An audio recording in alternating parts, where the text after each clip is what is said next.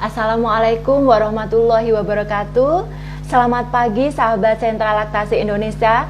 Pada pagi hari ini alhamdulillah kita beri kemudahan dan kelancaran dalam acara IG Live Sentra Laktasi Indonesia dalam rangka memperingati menyongsong Pekan Menyusui Dunia tahun 2020. Sentra Laktasi Indonesia mempersembahkan IG Live yang ke-9 dengan tema Mengapa Bayi Saya Tidak Mau Menyusu. Perkenalkan, nama saya adalah Aulia Yuliana Hidayati. Saya adalah konselor laktasi dan juga konselor PMBA. Nanti 60 menit ke depan kita akan ditemani oleh Dr. Sylvia Heriani IBCLC sambil menunggu beliau. Nah, pada kesempatan pada pagi hari ini adalah juga hari yang sangat spesial, yaitu di tanggal 17 Agustus di mana negara Republik Indonesia ini memperingati kemerdekaannya, di mana nanti pada pukul 10.17 kita akan berhenti sejenak untuk mengikuti atau memperingati detik-detik proklamasi pada pukul 10.17. Kita sambil menunggu narasumber pada pagi hari ini, kita tunggu dulu sebentar apakah sudah masuk. Oke. Nah, tentu saja topik pada kali ini adalah sangat menarik sekali. Halo, assalamualaikum warahmatullahi wabarakatuh, Kak Silvi. Waalaikumsalam warahmatullahi wabarakatuh. Oke, alhamdulillah Kak Silvi, bagaimana kabarnya pada pagi hari ini? Alhamdulillah, Oke. sehat. Sehat, alhamdulillah. Nah, Kak Silvi ini beliau adalah Course Director pelatihan konseling menyusui dari Sentra Laktasi Indonesia dan juga Course Director dari pelatihan PHBI ya Kak. Kemudian juga sebagai MOD pelatihan PMBA dan beliau juga sebagai konselor laktasi di Rumah Sakit Brawijaya dan Klinik Tamburin ya Kak ya. Bener nggak sih? Oke. Tambuni, oke, iya. Pada kesempatan hari ini topiknya sangat menarik nih Kak, mengapa bayi saya tidak mau menyusu. Nah, kira-kira iya, ada nggak sih Kak ciri-ciri bayi menolak menyusu itu? Ciri-ciri biasanya sih yang saya berapa kali temui itu dia nggak mau sama sekali, nggak mau nyusu, bisa. Atau dia awalnya mau nyusu, tapi di tengah-tengah nyusu dia lepasin payudara ibunya atau dia dorong-dorong. Itu biasanya itu termasuk menolak menyusu. Bisa juga dia hanya mau salah satu payudara ibunya, bisa. Apalagi ya, dia baru lihat payudara ibunya tuh udah nangis, ada juga yang kayak gitu. Oh iya. Jadi prinsipnya sih pada prinsipnya menolak menyusu bayinya tidak atau bayi memiliki perubahan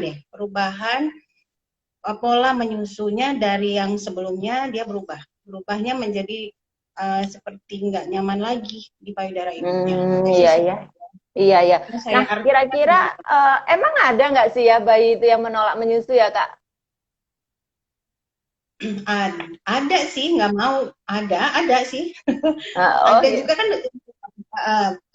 paling enggak dia ada menolak satu payudaranya, jadi maunya kanan aja, yang kiri dia nggak mau, ada. Oh iya gitu. Iya. Nah, kira-kira penyebabnya apa ya kok bisa seperti itu ya? Mungkin para sahabat Selasti di luar sana yang baru pertama kali menyusui pengen tahu nih sebelum melahirkan atau bagaimana tentang apakah menolak menyusui itu bisa terjadi. Nah, itu Kak. Kira-kira apa ya penyebabnya? Sebabnya sih sebab itu bisa terjadi dari awal persalinan, awal persalinan. Jadi sejak bayinya baru lahir juga kadang bayi bisa menolak menyusu sampai dia selesai menyusu. Ada tuh memang periode-periode tertentu yang bayi itu sebenarnya paling sering seolah-olah menolak menyusu. Kalau dari lahir biasanya penyebabnya dia kesakitan mungkin bayinya. Mungkin karena proses persalinan, mungkin juga karena ya proses persalinannya mungkin ada yang ada trauma ya, trauma dari proses persalinannya, ada juga mungkin um, memang dia masih belajar kan, dia masih belajar mulai menyusu, dan itu diinterpretasikan sama ibu baru ini, kok kayaknya dia nggak mau nyusu, misalnya kayak dia si bayi baru tadi geleng-geleng, kalau pas mau nyusu kepalanya geleng-geleng, padahal sebenarnya geleng-geleng itu lebih dia lagi mencari sumber makanannya. Tuh, Oke, jadi oke, oke. kesakitan, jadi bayinya kesakitan atau bayinya juga mungkin ada penyakitnya, biasanya bayi-bayi yang ada agak kelainan atau gangguan pada fungsi otaknya juga mungkin bisa mengalami bayinya nggak mau nyusu gitu ya. Saya sih biasanya lebih kalau diagnostik uh, klinisnya itu menolak menyusu biasanya kita sebut, atau sering juga mungkin ibu-ibu Mahmud zaman now ya Iya, bilangnya iya, nursing strike gitu ya, nama-nama iya. lainnya bisa juga dibilang feeding disorder, bisa itu, jadi banyak nama dia. Nah, bisa juga karena perubahan yang mendadak bisa. Jadi bayi itu bisa bisa menolak menyusu juga karena perubahan-perubahan yang baru. Misalnya baru ini mungkin pada bayi-bayi yang lebih besar ya, misalnya pengasuhnya baru gitu bisa. Atau tempat tidurnya baru bisa juga. Yang seperti itu, yang mungkin nggak terpikir Parfumnya juga mamahnya baru gitu ya Kak, bisa juga ya. ibunya ganti ibunya ganti baru gitu ya, ibunya ganti ganti maksudnya ganti sabun baru, ganti parfum baru Oke, kayak tahu tuh gitu. iya.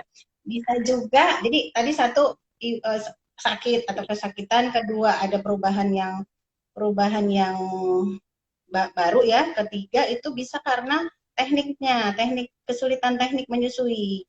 Nah, ini yang lebih sering, yang paling sering itu karena kesulitan teknik menyusui. Kemudian bisa juga karena ada, sebetulnya dia nggak menolak, tapi ibunya aja baper ya, baperan, dia sangka bayinya Bayinya itu iya nggak mau gitu nolak. ya, nolak gitu. Iya Kak. Oh iya. Sebetulnya, Mm-mm. sebetulnya sih enggak ya, Oke. gitu. Oke, ya Kak, ini juga sahabat Selasi, nanti pada pukul 10.17 kita akan henti sejenak untuk apa namanya memperingati detik-detik proklamasi Kak nih jam 10.17. Nanti kita beberapa menit kita akan hentikan sejenak IG Live Sentral Laktasi Indonesia. Oke, sahabat Selasi, nanti selain itu juga 60 menit ke depan jangan lupa pantengin terus IG Live-nya Sentral Laktasi Indonesia karena nanti akan ada hadiah yang sangat menarik. Oke? Dan nanti kita juga 60 menit ke depan juga oleh Kak Silvi akan narasumber kita yang ciamik sekali dan temanya juga topiknya ini sangat menarik sekali nih Kak, terutama juga pada untuk ibu-ibu yang pertama menyusui juga atau baru pertama kali belajar menyusu nanti ini. Terus kemudian tadi sudah dikatakan ternyata ada juga sih banyak penyebabnya, faktor penyebabnya. Nah, bagaimana ciri-ciri, apakah gini Kak, apakah bayi itu boleh nggak dipaksa? Kayak misalkan dia udah menolak terus kita paksain gitu untuk menyusu. Uh, Tergantung maksud Uli definisi dipaksa itu apa ya. Ya kayak Kan tetap menyusu jadi dia nggak mau tapi sama ibunya tuh didorong-dorongin untuk gitu loh Kak, didorong-dorongin untuk dia mau menyusu, nah kayak gitu. Nah intinya nih ibunya sudah dapat edukasi terus susuin, jadi pada waktu bayinya teriak-teriak, wah bayinya aku tetap mau nyusuin, nah kayak gitu kira-kira gimana ya Kak? dari yang pernah kita baca sih ya, kita kan misalnya nih kalau kita mau bisa main sepeda, ya mesti belajar sepeda kan, bukan belajar bawa mobil gitu ya, atau sebaliknya deh. Nah, kalau memang bayinya mau bisa nyusu lagi, ya ya normalnya atau sebaiknya diajarin menyusu gitu. Jadi perlu terus dilatih dengan beberapa tahapan mungkin. Nah, itu yang saya rasa perlu perlu perlu pendampingan memang kalau bayi yang menolak menyusu. Jadi seperti Uli bilang, kalau dipaksa sih ya tadi, kalau kalimatnya dipaksa ya enggak ya, tapi dia dibiasakan untuk dia mengenal lagi payudara ibunya dengan beberapa cara yang kita dapat sih sebenarnya kalau di pelatihan tuh ada ya cara-caranya gimana. Gitu sih Uli. Oke. Nah, kira-kira bener nggak sih Kak, apa mitos gitu ya, kayak misalkan bayinya menolak menyusu dikiranya ibunya habis makan ikan, nanti asinya rasanya bau amis, kayak gitu-gitu. Ada nggak sih Kak? Ya kembali kepada definisi mitos ya yang pernah kita bahas juga kayaknya di live ini, segala sesuatu yang tidak bisa dijelaskan dengan fakta ilmiah itu memang mitos, dan rasanya sih ASI baunya tuh nggak bisa mengganggu bayi, mungkin mengganggu ibunya ya tapi kalau pengalaman kita sih bayinya relatif jarang nggak pernah, saya nggak pernah lihat sih bayi terganggu sama bau ASI, jadi itu mitos aja ya. Atau mungkin tadi kita masih ngerujuk kepada penyebab penyebab penyebab tidak mau nyusu tadi yang ada 4 tadi. Itu dia masih bisa mungkin kita ke arah sana untuk mengatakan kepada ibunya kalau itu hanyalah satu satu salah satu penyebab dari 4 macam yang tadi. Iya, iya. Oke. Nah, bagaimana menanganin bayi menolak menyusu di payudara, Kak? Ya prinsipnya menanganinya adalah membuat dia mengenal lagi apa yang dia perlukan dalam proses menyusui tadi si bayi dan ibunya. Pertama kita cari sebab dulu kan, yang pasti kita cari Iya. sebabnya yang mana dulu antara 4 yang tadi saya sampaikan. Setelah kita menemukan penyebabnya, dengan kita ngobrol sama ibunya, kita bisa ngobrol sama keluarganya yang lain gitu ya, kita bisa tahu penyebab. Nah dari situ kita bisa tentukan apa yang perlu dilakukan. Nah, pengalaman saya sih paling sering penyebab bayi tidak mau menyusui itu lebih kepada kesulitan teknik menyusui. Jadi alhamdulillah selama ini kita semua, saya yakin Uli juga sebagai konselor menyusui kita bisa sih mengatasinya kalau memang si ibu ini dan keluarganya memang punya motivasi yang kuat. Jadi perlu itu dulu, motivasi yang kuat, perlu dukungan yang kuat sama oleh orang-orang terdekatnya terutama, karena memang prosesnya lumayan perlu kesabaran. Iya, Jadi iya, Kak, benar. jadi kita perlu dulu untuk ngobrol dulu sama ibu dan keluarganya tentang proses yang akan dijalani tergantung penyebabnya. Nah, kalau seperti itu sih pada prinsip awalnya begitu. Iya, oke.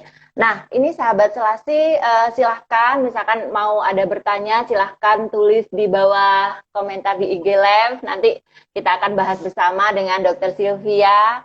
Oke. Nah, oh iya, selamat bergabung, Dokter Utami Rusli. Ini Nah, adalah Gurunda. Ini apa namanya menonton IG live-nya kita Kak. Alhamdulillah sehat dokter. Oke, oke ya. Oh ya Kak, kita ngobrolin masalah tentang bayi tidak mau menyusui ini sebenarnya banyak sekali ya Kak. Kadang itu si ibunya ya yang mengatakan bahwa bayinya menolak menyusu ya. Nah, setelah tiba datang ke klinik laktasi kita, oh ternyata masalahnya ini. Nah, oke, ada saran-saran buat para ibu muda di luar sana nggak untuk sahabat Selasi, untuk Dokter Silvi? saran-saran untuk apa nih? Supaya apa? Untuk supaya ibunya kayak misalkan ada masalah bayinya menolak, tiba-tiba bayinya menolak menyusu sedang kondisi yang tadi ada yang sakit, kondisi perubahan suasana, seperti itu sarannya gimana nih dok? Misalkan, Sarannya sih pertama lanjutkan menyusuinya. Itu oke, sih prinsipnya itu, karena kita mau si bayi menyusu lagi. Jadi ya ibunya tetap perlu terus bersemangat mencoba menyusui sambil dia menemukan penyebab menolak menyusunya itu ya. Jadi kita mungkin ini ada Sorry, saya Iya. cut sebentar. Ini Iya, 1 menit lagi. iya, baik. Kita 1 menit lagi ya, Kak. Mari kita memperingati detik-detik proklamasi.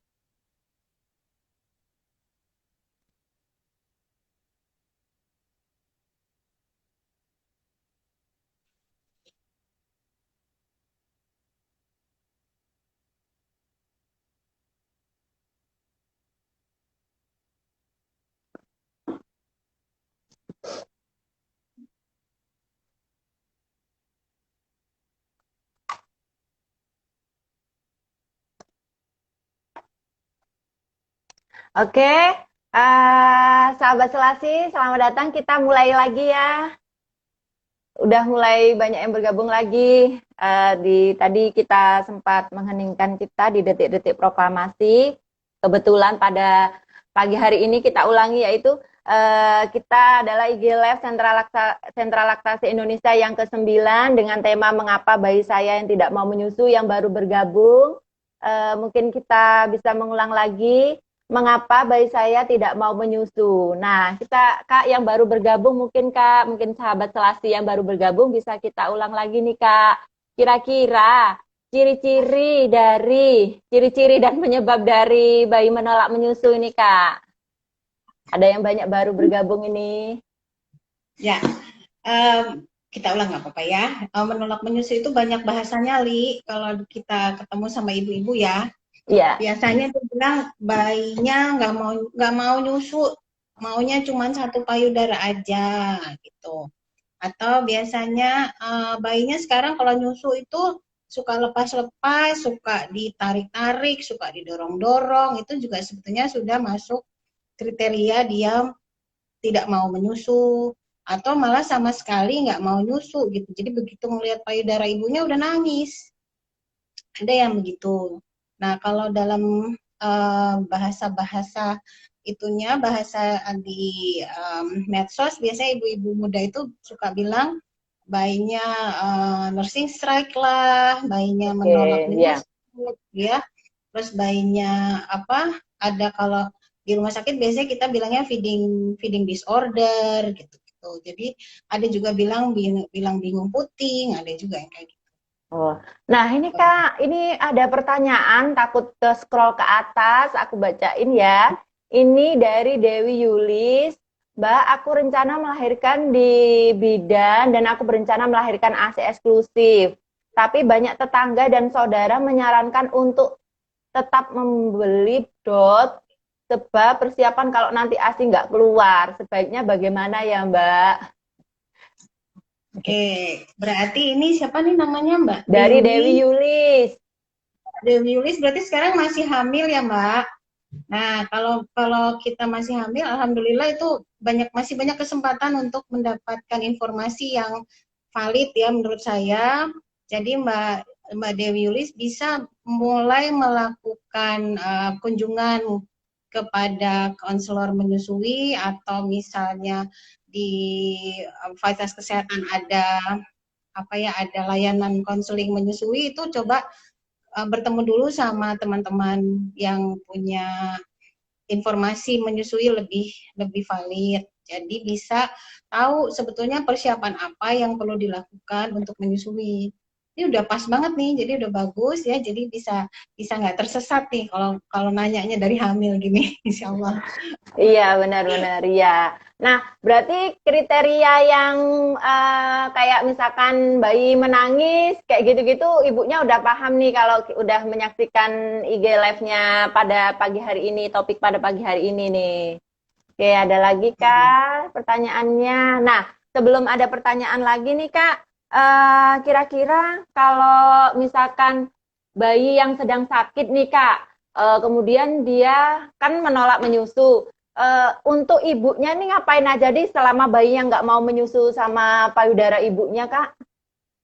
Oke, ya benar nih, kita memang perlu juga untuk mempertahankan produksi ASI karena Ya. memang produksi ASI itu akan terus berlanjut kalau bayinya menyusu. Nah ini kondisinya bayinya lagi nggak mau nyusu. Nah terus mesti ngapain dong supaya tetap tetap ASINya diproduksi. Nah, itu betul perlu sekali ibu tetap mempertahankan produksi ASINya dengan memerah ASI serutin. Prinsipnya serutin waktu dulu dia mau menyusu.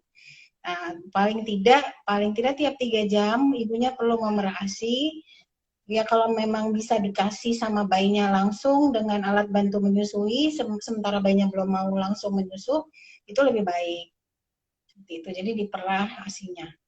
Oke, nah itu dia sahabat Selasi. Jadi eh, tenang aja, kalau udah ngikutin IG Live-nya ini banyak deh ilmunya. Jadi kalau misalkan bayinya sakit, ibunya ngapain nih? Nah itu tadi ya tipnya. Jadi agar agar produksinya terus ya Kak ya. Jadi bisa diperah, diberikan menggunakan alternatif lain ya. Oke, nah ini ada lagi Kak. Pertanyaan yang kedua dari Hera underscore Ra. Bayiku nggak mau nenen nih Mbak, udah 2 minggu ini setiap buka BH mau dinenenin udah nangis kejer. Nah ini tadi ciri-cirinya juga ya Kak. Ciri-ciri bayi Ya, menolak menyusu. Nah udah dicoba terus tapi nangis. Sebaiknya gimana ya Mbak? Kadang bikin stres. Tapi ya bayiku mau pasti. minum ASI perah pakai dot. Oh, Sufor nggak mau sama sekali. Dari Hera Wah, underscore Ra. Mbak Hera pasti ini ya bingung kali ya, sedih juga nih kalau bayinya kayak gini nih. Nah, itu juga udah bayinya nangis kali Mbak Hera ikut nangis juga nggak? Biasanya suka gitu nih ibu-ibu yang sayang, ibu-ibu menyusui itu suka kalau bayinya nggak mau nyusu ikut nangis juga dia. Nah, gini Mbak Hera bisa juga dicari dulu penyebabnya. Tapi kalau dari yang Mbak Hera tulis, ada kemungkinan bayi ini tidak mau menyusu atau menolak menyusu karena kesulitan teknik menyusuinya. Sebab ini saya baca juga bayi diberikan ASI perahnya dengan DOT. Karena pemberian DOT itu bisa merubah atau bayi membuat atau memiliki cara mengeluarkan cairan yang berbeda dengan kalau dia menyusu langsung pada payudara. Nah ini juga alhamdulillah ya bayinya pinter nih menurut saya, dia nggak suka formula karena rasa formula itu biasanya gitu-gitu aja, kalau rasa ASI mah enak ya. Nah jadi sarannya ya untuk awalnya mungkin bisa diganti dulu dotnya dengan memakai alat bantu minum yang lain, misalnya gelas kecilnya bisa pakai tutup dotnya juga kok, atau bisa pakai pipet, atau bisa pakai sendok, mana yang paling nyaman dilakukan atau diberikan kepada bayi, tergantung operator itunya, tergantung orang yang memberikan ASI perahnya kepada bayinya. Nah, coba dulu deh. Jadi coba dulu memberikan ASI perahnya dengan alat diganti dotnya dengan alat lain dan tetap coba untuk menyusui bayinya atau pertama coba gendong-gendong dulu bayinya ya dengan ibunya, itu lebih dekat sama ibunya, digendong dekat payudaranya di apa wajahnya dihadapkan ke dada ibunya gitu.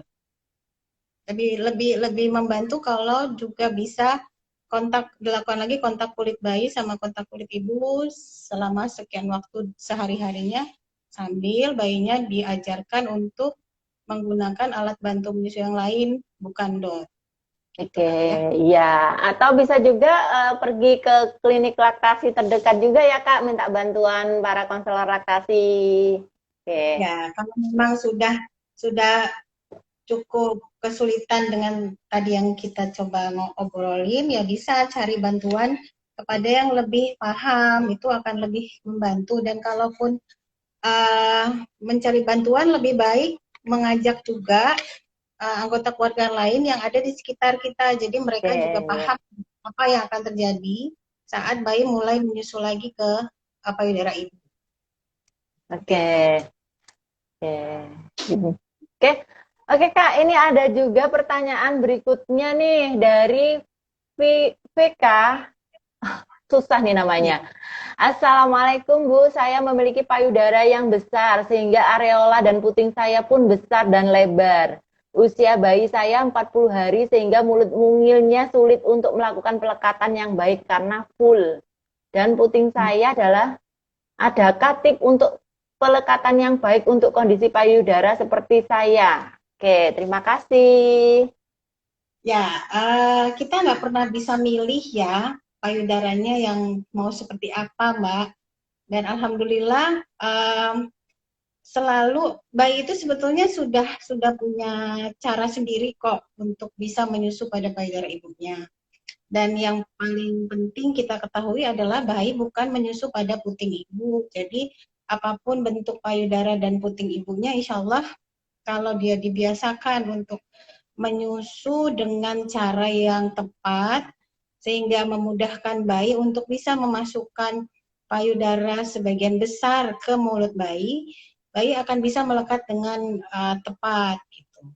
Jadi bentuk atau lebarnya areola itu bukan indikator untuk sulit atau mudahnya bayi melekat pada payudara. Nah, kalau memang Mbak VK ya, itu VK dan seterusnya itu masih kesulitan. Ini kan udah 40 hari, Mbak. Udah 40 hari masih sulit, mungkin ada baiknya bertemu dengan konselor menyusui supaya bisa dilihat faktor apa saja yang menyulitkan teknik tersebut. Seperti itu.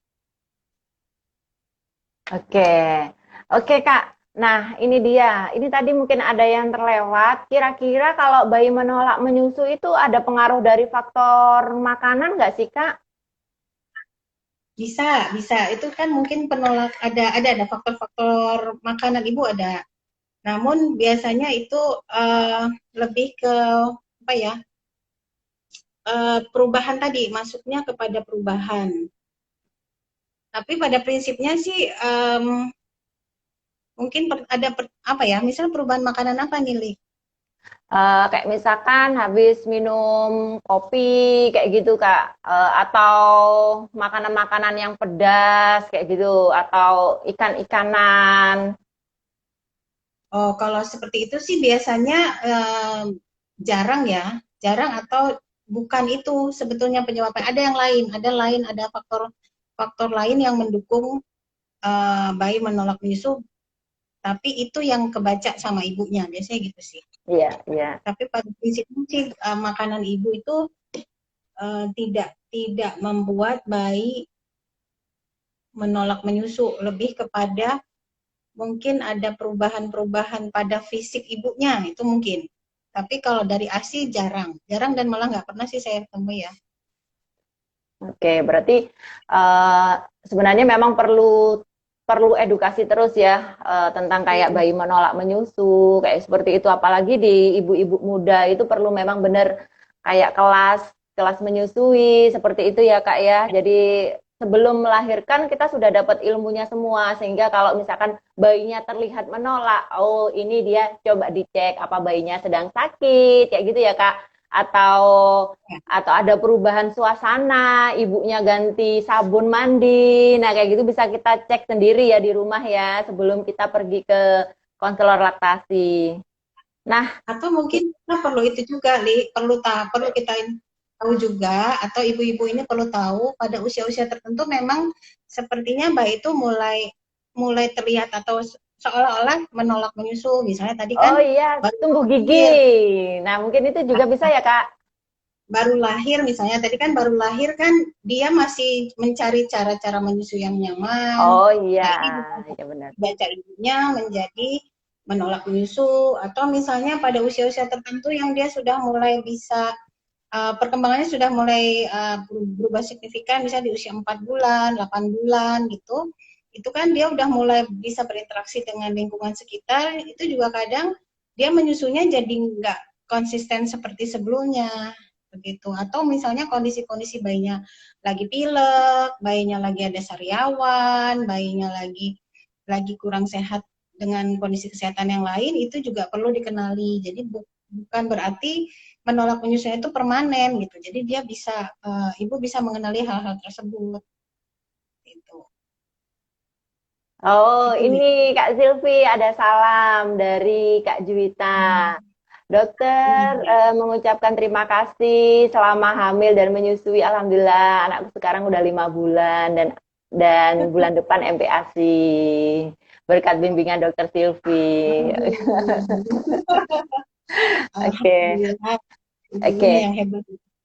Iya, Hmm. nah karena memang topik pada pagi hari ini topiknya menarik ya tentang bayi tidak mau menyusu itu banyak faktornya sekali ya Kak ya.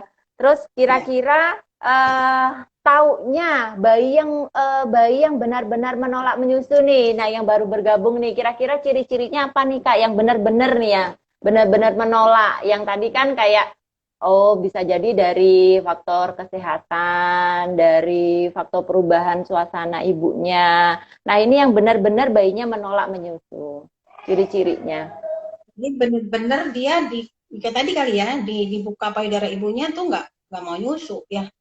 Ya begitu, Ya. itu yang nggak mau nyusu. Beneran kali kalau kalau yang bayi baru lahir tadi kan seolah sebenarnya dia nggak mau nolak menyusu, tapi ibunya membaca itu mau menolak menyusu atau sebetulnya juga bayinya mau menyusu tapi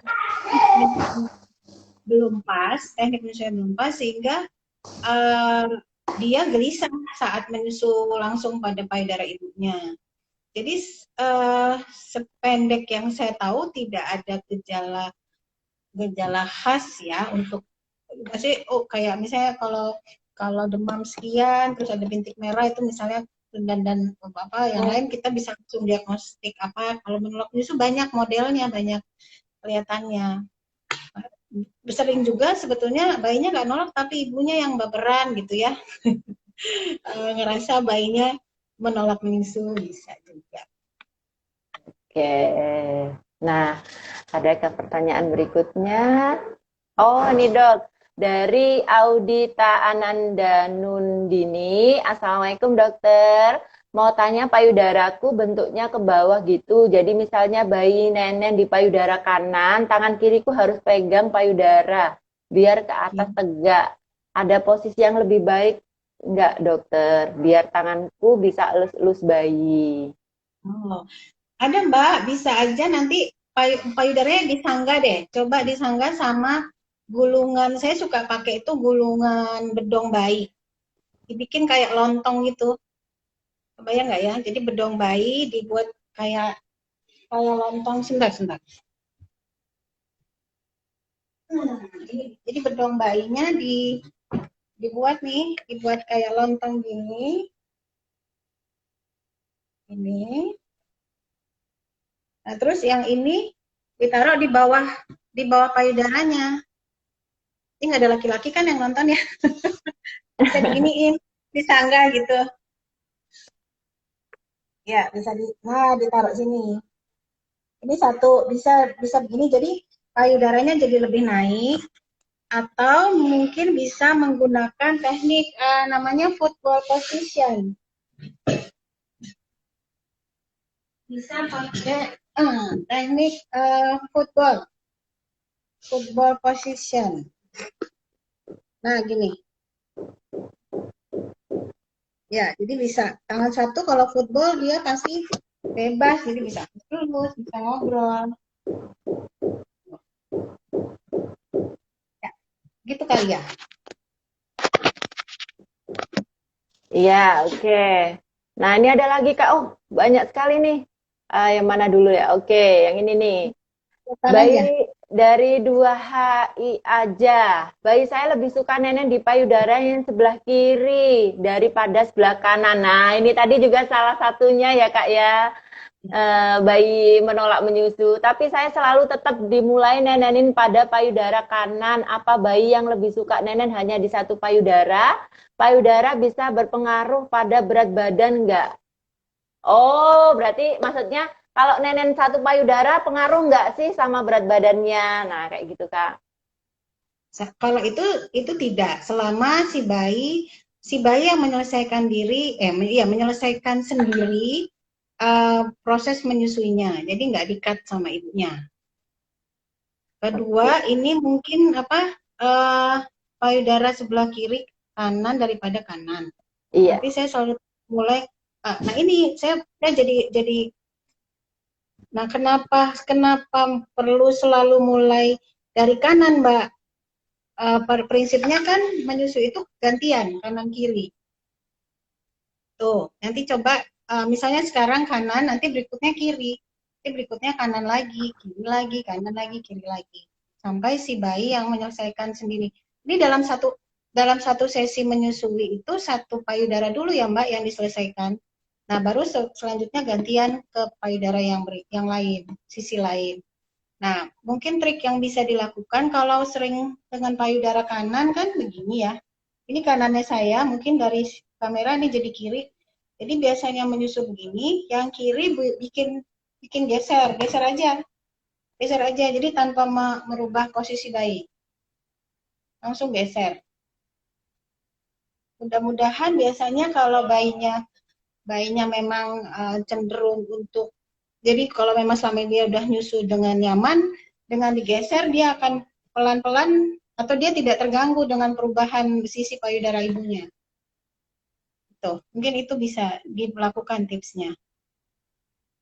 Oke. Ini kalau saya ya yang menolak menyusui karena dia terbiasa dengan satu sisi posisi menyusui gitu. Makanya kalau dirubah dia agak ini kok beda ya gitu. Mungkin gitu ya karena sudah terbiasa dengan posisi PW-nya gitu. Oke. Wah, ini Kak Silvi juga dapat salam nih dari Pare-Pare. Dari Aduh, iya, dari Kak Kasna ya. namanya Bang Ngejol. Oke. Oh iya. Oke, Kak. Waalaikumsalam. Gimana? Oke, selamat bergabung sahabat Selasi di topik IG Live pada siang hari ini. Nah, oh ya Kak, ada tip-tipnya nggak Kak buat ibu-ibu muda di luaran sana? Tips buat apa nih supaya bayinya tidak menolak menyusui ya? Ya biar ibunya apa namanya paham dulu. Jadi misalkan ini ibu masih hamil nih atau masih baru pertama menyusui nih, biar dia tidak ada eh, omongan dari luar bahwa oh kalau kayak gini bayimu menolak menyusu. Misalkan baru lahir dengan rotting refleks kayak gitu Kak. Tip-tipnya bagaimana nih Kak? Ya kalau dari hamil baiknya mencari informasi menyusui itu memang sejak hamil ya.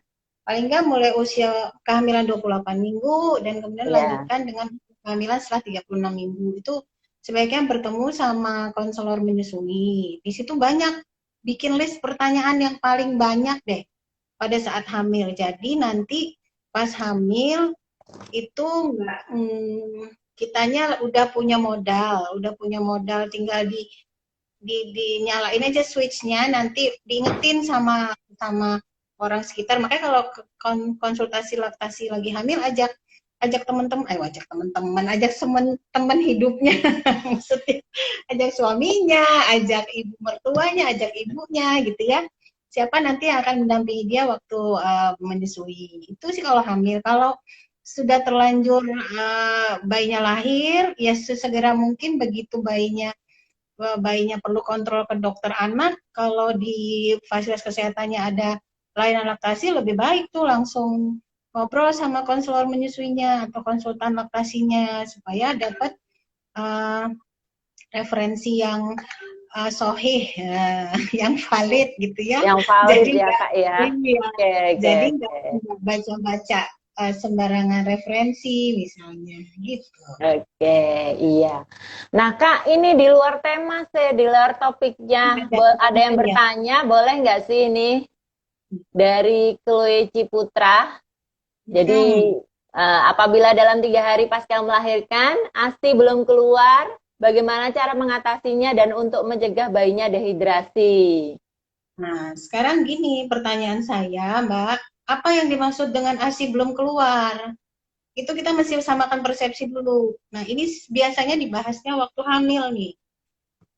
Sorry, waktu hamil dibahas apa yang dimaksud ASI belum keluar. Karena buat buat kita di laktasi itu, informasi ASI belum keluar itu kalau bayinya misalnya belum pipis, kalau bayinya belum pupuk. Jadi sama sekali tidak ada patokan ASI belum keluar itu nggak kelihatan atau enggak ya di payudara gitu. Walaupun di payudara nggak kelihatan ada ASI yang keluar, tapi bayinya udah pipis, tapi bayinya udah pupuk, bayi mengalami perubahan warna pup, walaupun ibunya merasa dipencet nggak keluar ASINya, dipompa nggak keluar ASINya, tapi kalau selama dia menyusui eksklusif, bayinya udah pipis, bayinya udah pupuk, ada penambahan berat badan, itu artinya bayinya ASINya sudah keluar. Seperti itu.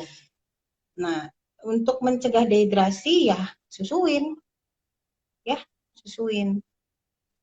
Secara terus-menerus ya, Kak ya.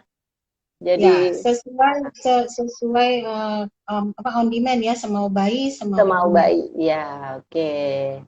Nah, ini dia. Cuman pertanyaannya cuman gantung aja sih, kayak gimana caranya mengatasi bingung puting ya. Oke, Nah, ini kalau mengatasi bingung puting ya dicari jalan keluarnya. Artinya penyebab bingung putingnya apa? Seperti apa model bingung putingnya? Tadi kan banyak tuh. Berapa umur bayinya nih banyak, Mbak. Jadi kalau kita mau bicara bagaimana caranya, panjang lebar dan tetap perlu kita melihat kondisi ibu, kondisi bayi, kondisi payudara, kondisi supporting sistemnya seperti apa gitu. Jadi ada baiknya Mbak PLRM ini ketemu sama konselor menyusui. Jadi lebih lebih apa ya? Lebih komprehensif deh, nanti dilihat apa penyebab bingung putingnya. oke, ya soalnya kalau bahas bingung puting nggak selesai nih, Nah, panjang dan lebar, terutama juga menolak menyusu. Jadi bayinya kalau menolak menyusu ini bisa datang ke konselor laktasi yang terdekat. Kalau misalkan memang benar-benar terjadi bayinya benar-benar menolak menyusu ya Kak ya. Oke, ada lagi kah? ya, ini ada nih apa saja hal yang harus diperhatikan saat mempertimbangkan donor ASI. Oh, ini ada Oh linknya nih ya, Mbak. Nanti mm-mm. linknya ya. Nanti kita kasih linknya untuk donor ASI karena uh, kalau simpelnya kalau saya mempertimbangkan donor ASI itu adalah perlu memperhatikan apa ya, memperhatikan faktor uh, efek nasabnya. Kalau kita muslim itu kan begitu menerima donor ASI, saya mempercayai begitu menerima donor ASI itu dia akan menjadi saudara sepersusuan. Jadi kita perlu sekali memilih orang-orang yang perlu mendonorkan atau menerima ASI kita. Kemudian ya jadi lebih baik garis bapaknya atau garis ibunya yang memang dia sudah mahram sebelumnya. Itu yang buat saya poin pertama buat saya untuk menyarankan atau pertimbangkan pendonoran ASI itu. Karena sampai akhirat soalnya ininya tanggung jawabnya. Jadi ini nanti mungkin dicatat sama adminnya Selasi, boleh nanti dikirim link tentang fatwa MUI sama dari Ikatan Dokter Anak Indonesia bagaimana cara memberikan donor ASI. Ya. Iya. Ini dok, tadi lanjutan dari pertanyaan dari Chloe. Bingung putih mungkin bisa dengan pencegahan pemakaian DOT kali ya dok? Ya, itu salah satunya bisa. Jadi bayi itu nggak bayi itu di payudara bukan ngedot ya, bukan ngedot yang kita tahu, tapi dia menyusu. Nah, jadi sependek yang saya tahu tidak ada dot yang bisa menggantikan puting ibunya. Mungkin bentuknya sama tapi konsistensinya, lubangnya, terus cara menyusui di payudara dengan di dot itu sangat-sangat berbeda. Itu jadi nggak bisa kita samakan dot dengan Allah yang bikin. Gitu. Oke. Terus ini apa nih, Li? Chloe, oh jadi dalam 24 jam ya, bayi harus pupis. Iya. Jadi Oke. terus-menerus susu ya, betul Mbak. Chloe benar, ini seperti ini caranya. Oke. Ya. Oh iya kak, itu banyak tuh ya, misalkan ibu muda. Oh ini ada lagi nih, ini. Ntar. Halo dokter, bagaimana caranya agar ASI banyak? Karena soalnya ASInya keluarnya sedikit. Oke. Padahal Padahal saya sudah sudah minum susu untuk pelancar ASI.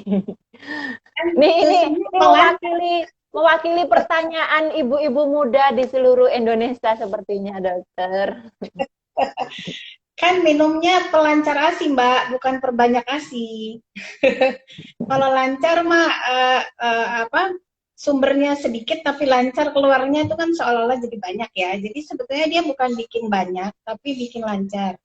Nah, supaya ASI-nya banyak, ASI itu akan banyak kalau hormonnya aktif. Hormon menyusunya aktif. Nah, hormon menyusu itu bisa aktif kalau bayi menyusu langsung pada payudara, dengan cara yang benar, dengan cara yang tepat, dengan cara yang tepat. Jadi sering menyusui saja ya oke, tapi akan lebih menghasilkan ASI yang sesuai kalau bayinya menyusu dengan cara yang tepat. Nah, ini yang juga dilakukan saat konseling menyusui waktu hamil itu di minggu ke-36, 36 ke atas biasanya konselornya akan melakukan simulasi dengan boneka bagaimana teknik menyusui yang tepat itu. Jadi harapannya begitu lahir, si ibu sudah punya gambaran bagaimana cara menyusui dengan tepat dan insya Allah ASINya akan bertambah banyak, cepat bertambah banyak gitu. Jadi lebih perhatikan cara menyusuinya Mbak Arya.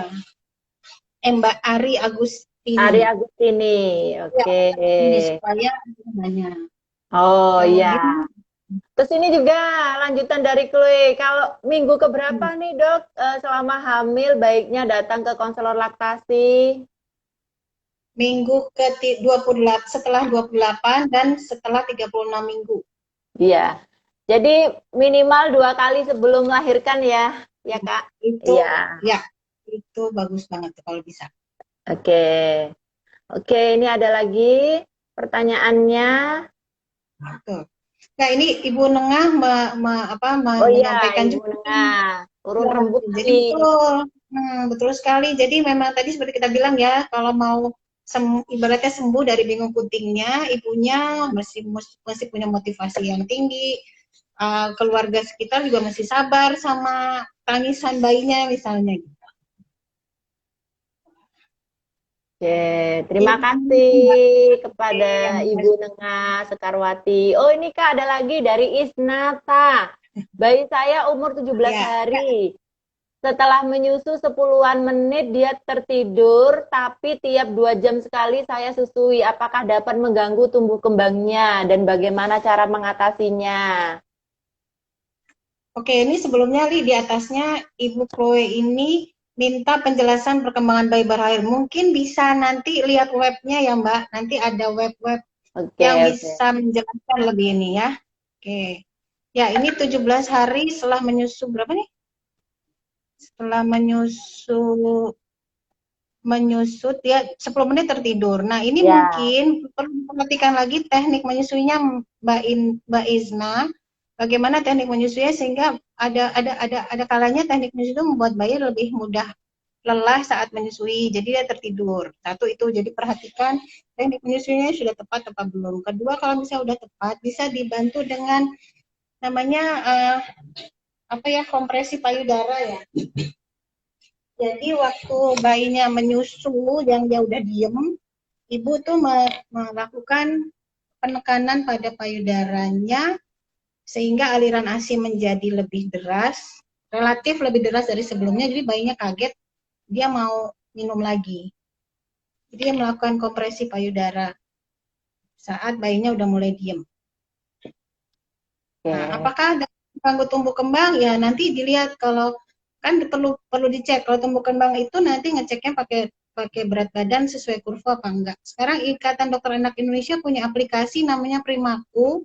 Itu baiknya ibu-ibu menyusui punya aplikasi itu supaya bisa memantau pertumbuhan bayinya dengan mudah ya. Jadi begitu habis mengukur berat badan langsung masukin ke aplikasi Primaku.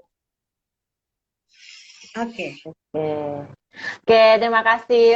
Pasti ini, aduh, bersyukur banget nih pada pagi hari ini nih narasumbernya Kak Silvi nih. Semua diberikan ilmunya di luar topik. Oke, Tuh kan nggak sesuai topik ya. tapi nggak apa-apa Kak. Mumpung mumpung sekarang nih Hari Merdeka, jadi kita Oh gitu ya. merdeka deh. Oh, Iya, topiknya merdeka. Oke, ini katanya sih apalagi dari Chloe.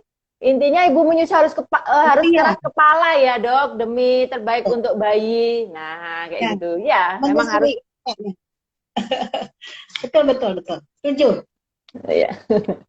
Harus militan. Oke. Kalau kita militan ya, Li. Iya betul betul betul ya kak. Iya, gimana? Oke. Nah sebelum ada eh, pertanyaan lagi nih, waktunya kurang 7 menit lagi nih kak. 7 menit dari Kak Silvi mungkin Ada ada yang mau dapat hadiah nggak? tips-tipsnya. Oh iya, kira-kira Kak Silvi yang bertanya Kak. Ayo Kak, dari yang tadi ciri-cirinya. Oke, Terserah ada ya, satu pertanyaannya. nanti door prize dari Sentra Laktase Indonesia. Oh segera ya. Kak Silvi nih yang buat pertanyaan nih atau saya nih. Ya, terserah siapa aja. Itu Oke, mau tuh. baiklah. Eh, Pertanyaannya adalah, tolong disimak, ditulis di bawah ya. Nanti kita pilih siapa yang berhasil mendapatkan bantal menyusui dari Sentra Laktasi Indonesia. Adalah pertanyaannya, ditunggu ya. Kira-kira ciri-ciri dari bayi yang menolak menyusu. Nah, ciri-cirinya apa? Yang tadi udah disampaikan oleh narasumber kita, Dr. Sylvia. Nanti langsung jawabnya lewat DM atau langsung aja ya ini ya Kak ya? Langsung aja. Langsung aja, oke. Nah, sebelum acara ini, hari ini senang sekali ya, pesertanya antusias sekali Kak, pada hari ini di IG Live yang ke-9 dari Sentra Laktasi Indonesia, dan topiknya juga menarik pada pagi hari ini. Terima kasih juga kepada seluruh peserta IGTV Live Sentra Laktasi Indonesia yang ke-9, dan jangan lupa tunggu IG Live Sentra Laktasi Indonesia berikutnya, dan jangan lupa pantengin terus IG Live-nya Sentra Laktasi Indonesia. Tentunya nanti banyak juga topik-topik yang menarik dan narasumbernya juga ciamik-ciamik semua menguasai di bidang ahlinya masing-masing. Pantengin terus intinya. Dari Kak Silvi mungkin ada ini. Ya kalau dari saya sih gini, kalau kalau kalau ada satu waktu ibu menyusui merasa bayinya menolak menyusu, bayinya tidak mau menyusu, yang pertama terus susuin. Kita ya kan tetap mesti keras kepala, jadi tetap susuin gimana caranya si bayi mau melekat lagi, mau menyusu lagi. Kalau memang itu belum berhasil, yang kedua tetap memerah ASI untuk mempertahankan pasokan ASINya. Kemudian yang selanjutnya itu ya kalau memang udah mentok nggak bisa sendiri ya cari bantuan gitu ya. Tapi dan perlu segera mungkin, karena kalau semakin lama bayinya menolak menyusu, ada kekhawatiran jumlah asupan atau kebiasaan itu akan berlangsung lebih lama lagi seperti itu. Oke, Gitu. jadi segera diatasin gitu ya istilahnya ya. Oke, Kak. Oke, Ya. terus ada lagi nggak ini ya? Oh, bayi. Ini belum ada yang jawab loh, berarti nggak mau hadiahnya buat saya ya. Oh iya, belum ada ini. Nggak ada Oh, malah ada yang tanya ini. Apa ini? Bayinya yang- rewel, menangis lebih dari 3 jam. Oh, oh, apakah ini kira-kira bayinya menolak menyusu beneran apa tidak? Bisa mungkin pertanyaan seperti itu sih Kak. Ini Kak dari M Juwita Suster. Ya, kalau kalau nangis sampai 3 jam kasihan banget itu Mbak Juwita. Kenapa? Mesti dicari penyebab menangis. Tentunya ada bab sendiri tuh menangis ya. Bayi Iya, menangis pada betul. waktu itu. Jadi kita perlu cari penyebab menangisnya apa. Nanti kalau udah ketemu ketemu jawabannya ya sudah. Nanti diatasi. Oh ini. Oh ini jawaban, Uli. Ini jawaban. Ada perubahan, Oh, ada jawaban. perubahan rewel, menangis lebih dari 3 jam. Tampak Oh, kebingungan. oke, oke, oke. Oh, sorry. Ya, ya, ya. Nanti ini dicatat oleh admin deh. Nanti eh, kita hubungin nih Ikan. siapa pemenangnya. Ya, Oke. Mbak Zita. Terima kasih sudah dijawab. Oh, itu jawabannya. Maaf, maaf, maaf. Malah Maaf. dijawab kayaknya. Anda Kayaknya bukan saya. kesekrol deh. Oke. Ini masih ada waktu 2 menit nih, Kak. Mungkin ada sampai saran dan pesan eh, kepada para peserta IG Live-nya Sentra Laktasi Indonesia. Oh, bantal, bantal, bantal, ada yang gitu. Ya, saya nggak jadi dapat bantal deh. Oke. Ya, pesannya itulah, benar tadi kata Mbak Chloe, menyusul itu memang mesti keras kepala, ya, mesti Tuh. ikhlas, lillahi ta'ala, Ya. karena dari yang kami dapat dari dokter Utami, guru kami tuh, aduh, nyusuin tuh pahalanya per tetes ASI yang diminum bayi loh. Belum lagi bangun malam dapat dapat pahala, wah pahalanya banjir pahala deh pokoknya sampai ini. Jadi nyusuin deh mumpung masih ada yang mau menyusui bayinya. Itu ya dokter. Terima kasih loh dokter Utami, ilmunya sampai akhir hayatku akan aku simpan dan aku ingat dan aku bagi. Oh, benar. Tentunya, Kak. Tentunya. Kita ini sambil berdakwah intinya juga ya. Iya. Berdakwah, menginformasikan bahwa makanan bayi yang terbaik adalah ASI ibu. Jadi setiap tetesnya, setiap detik ibunya, semua memang semua berpahala semua. Oke. Insya Allah tuh. Jadi kata Mbak Jita jadi cahaya di hari kiamat insya Allah ya. Jadi kita mudah nanti sama-sama masuk ke surga. Amin, amin. Oke. Nah, eh, nah oke Kak. Ini udah di akhir-akhir kata nih Kak. Terima kasih. Alhamdulillah senang sekali saya sama peserta pada pagi hari ini. Sudah mantengin kita loh Kak, 1 jam. Nah, jadi Alhamdulillah. mau kita akhiri nih. Jadi di IG Live Sentra Laktasi Indonesia dengan tema Mengapa Bayi Saya Tidak Mau Menyusu oleh Dr. Sylvia Heriani IBCLC. Dan dengan topik yang sangat ciamik, terima kasih juga kepada Kak Silvi juga. Dan terima kasih semua kepada para peserta IG Live TV. Sampai jumpa kembali, pantengin terus IG Instastory IG-nya Sentra Laktasi Indonesia dengan tema-tema berikutnya. Saya akhiri, Terima kasih dan semoga salam ASI dan merdeka dan terima kasih. Merdeka. Wassalamualaikum warahmatullahi wabarakatuh.